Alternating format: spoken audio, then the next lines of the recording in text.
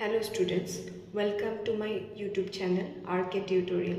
This is my first video. I will provide English classes only, grammar, composition as well as literatures. My expressions will be both in Assamese and English. Well, then let's start the first class with tense. Okay, আমি tense start কৰিছো. First আমাৰ tense or তিনিটা ভাগ হেতু আমি জানো. First tense is present tense. Present tense to hoise jitu amar present er kotha koy bortoman homoyar kotha koy jikhini choli ase hoi ase ba hoi gol bortoman homoyar ajir dintur ba bortoman homoyar kotha khini. Present tense or sarita bhag eta hoise simple present tense, present continuous tense, present perfect tense and present perfect continuous tense. আমি লাহে লাহে ইয়াৰ গুটি কিটা ভাগৰ usage বিলা ইয়াৰ sentences বিলা আৰু ইয়াৰ কত কত কি এক্সেপশন হয় হেতু আমি ডিসকাস কৰিম. Okay, let's start with present simple present tense. Simple present tense যেতিয়া আমি মেইনলি টেন্স যেতিয়া আমি কৰো তেতিয়া হঠাৎ এটা ওয়াৰ্ড পিক কৰিব লাগে. সেই ওয়াৰ্ডটো আমাক ইন্ডিকেট কৰে যে which tense we should put যেতিয়া আমাক কোৱেশ্চন আনসাৰ্স লিখিব লগা হয়. যেনেকৈ সিম্পল প্ৰেজেন্ট টেন্সৰ আমাৰ কিছুমান ওয়াৰ্ড থাকিব অলৱেজ, ৰেগুলাৰলি, ইউজুৱেলি, ডেইলি এটসেট্ৰা এটসেট্ৰা. আৰু এই ওয়াৰ্ডস বিলাক থাকিলে আমি গম পাম যে এই সেন্টেন্সটো সদায় আমাৰ সিম্পল প্ৰেজেন্ট টেন্সত হয়.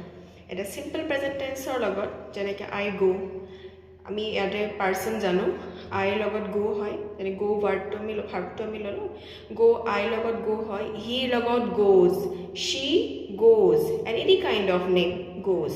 Okay, let's discuss with the usage of simple present tense. Okay, let's discuss with the uses of simple present tense. Present tense or ami ব্যবহার কত হয়.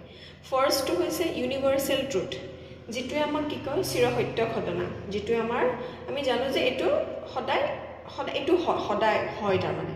যেনেকৈ the sun rises in the east, the flowers bloom in the spring. এটো কেতিয়াও এনেকুৱা নহয় যে পাষ্টত ঘটি গ'ল আৰু বৰ্তমান সময়ত এটো ঘটনা নঘটে. এটো সদায় ঘটি আছে, ঘটি থাকিব আৰু এটো ভৱিষ্যতলৈ ঘটি থাকিব, যেটো আমাৰ ইউনিভাৰ্সেল ট্ৰুথ, যেটো আমাৰ চিৰসত্য ঘটনা. হেটোৰ লগত আমাৰ কি হয় সদায় সিম্পল প্রেজেন্ট টেন্সত লিখিব লাগে. The sun rises in the east, the water flows downwards, like this. Okay, next one is habitual truth. Habitual truth মানে হৈছে যেটো আমি সদায় নিত্য নৈমিত্তিক ভাবে কৰো, যেনেকৈ ডেইলি কিবা এটা কাম কৰো, স্কুলত গৈছো ডেইলি গৈছো, আমি কিবা এটা কাম ডেইলি কৰিছো, হেতুত আমাৰ কি হয় habitual truth. হেতু আমাৰ কি হয় সিম্পল প্ৰেজেন্ট টেন্স হয়. হেতুত আমাৰ হয় সিম্পল প্ৰেজেন্ট টেন্স. যেনেকৈ I go to school regularly, she goes to school regularly, daily, usually, always. এটো হৈছে আমাৰ কি habitual truth. নেক্সট আহিছে আমাৰ ফিক্সড টাইম টেবল. যেতিয়া আমি জানো যে যেনেকৈ আমাৰ স্কুল ষ্টাৰ্ট হয় এইখিনি সময়ত, সেইটো স্কুলৰ টাইমিংটো চেঞ্জ নহয়. যেনেকৈ আমাৰ হয় ফ্লাইট এখন যেতিয়া আমাৰ ফ্লাইট লেণ্ড কৰিব বা ফ্লাইটৰ আমাৰ ফ্লাইট টাইম এটা থাকে, সেইটো আমাৰ কি হয় fixed time table. There is no any kind of changes. তেতিয়া আমি কি লিখোঁ সিম্পল প্রেজেন্ট টেন্সত লিখোঁ. যেনেকৈ my school starts at 8 AM, daily, regularly, always. এইটো আমাৰ কি হয় fixed time table. Next one is quotation. It's like Mahatma Gandhi says, John Keats says. It's not like that. Some pastor kibata. It's not like that. Pastor kibata koise. Hetu bostu eta value nai. Ba hetu bostu ami follow nokoro. Hetu ki hoy? Tetia ami সেই বস্তুটো আমি কি যেনেকৈ ৰিনাউণ্ড person হওক, কিছুমান আমি যিবিলাক মানুহৰ কোটেশনছ বিলাক থাকে, সেই কোটেশনছ বিলাকত আমি যেতিয়া লিখিব লগা হয় তেতিয়া আমি সদায় সিম্পল প্রেজেন্ট টেন্সত লিখোঁ. যেনেকৈ মহাত্মা গান্ধী সেজ, জন কিটছ সেজ, বাইৰন সেজ, ৱৰ্ডছৱৰ্থ সেজ, এইবিলাকৰ আমাৰ কি হয় কোটেশন হয়. And A condition. Okay, condition মানে কি এইটো যদি হয় সেইটো হ'লেহে মই এইটো কৰিম. লাইক কণ্ডিশ্যন, যেনেকৈ I will not go if it rains. যদি বৰষুণ দিয়ে মই নাযাওঁ. Some conditions are there. There is one condition, if there is no rain then I will go. I will go if it rains. I will not go. Conditioner লগত হয় যদি আমি কিবা এটা কন্ডিশন পুট কৰিছো. I will not go if it rains. যদি বৰষুণ দিয়ে মই নাযাওঁ. হেতু এটা কন্ডিশন যদি এটো হয় এটো যদি আমাক এক্সামত লিখিবলৈ দিয়া হয় এটা কি হয় এটা পার্ট দিব হয়তো ফিউচার পার্ট টু যেনেকে I will not go this is the future part and second part is simple present okay so first if it is given first part is given then you have to write the second part in present tense first part to jodi amar future tense ot dia thake second part to ami ki kori present tense ot likhim amak etu question bare bare ahe okay I hope this is clear let's start with present continuous tense present continuous tense to ki hoy ebla ei gote ei sariota simple present tense present continuous tense present perfect tense and present perfect continuous tense hodai present or kotha koy present or different homoyr kotha koy eta ami present continuous tense to sound continuous continue jitu buze continue etia continue hoy ase moi koi thaka homoy khini jitu bostu continue hoy ase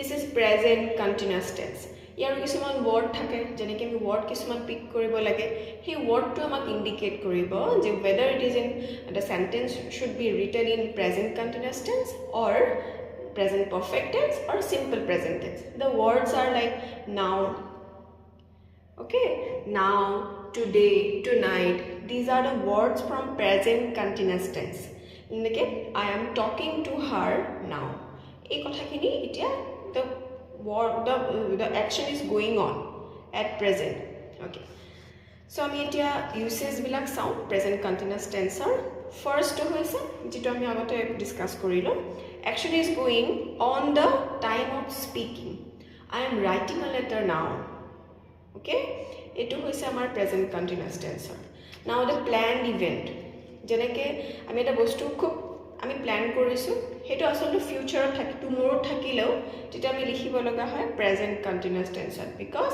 ইয়াৰ কোনো ধৰণৰ change নহয় যেনেকৈ plan even in the future like the CM of Assam is coming to our school tomorrow যদি tomorrow word থাকে you will confuse that tomorrow যদি আছে we have to write in future tense no because CM of Assam his activities will be pre-planned and it will not change okay our schedule amar our fix kora thakibo tel ehini homor pra ehini homot ahibo so arrangements are done okay jitia amar ki hoy planned even in the future teti ami future ot nilikhi eto ami ki hot likhu present continuous tense okay eto hoise amar second usage and third usage when you see a phrase or clause do not disturb when you see do not disturb then you have to write I am reading the baby is sleeping in present continuous tense jodi amar eto phrase thake do not disturb